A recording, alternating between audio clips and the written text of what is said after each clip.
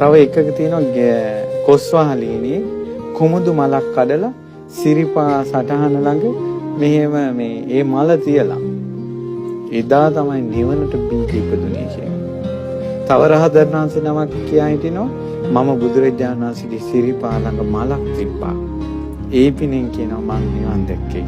තව රහතන් වහන්සේ නමක් කියා හිටිනවා මම උතුම් භාග්‍යතුන් වහන්සේගේ සිරිපා සංගල දෙසට සමම් මල්ලිසා.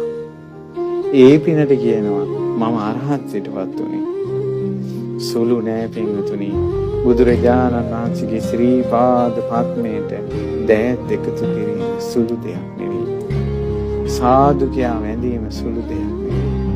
ශාරීරික උත්තමාංගය වන සිරස ඒ අභියස තබා වදින එක සුළු දෙයක් නෙවෙයි. ඒ උතුම් සිරිපා වදින්න තබන පියවර තමයි තමන්ගේ සංසාරේ කිටි කරලා දාන්නේ. සතර අපායන් අපේ උඩට උස්සව බුදුවරුන්ට කරන ගෞරවය. හැබැයි ශ්‍රද්ධාවෙන් කරන දේ, පහන් සිතින් කරන දේ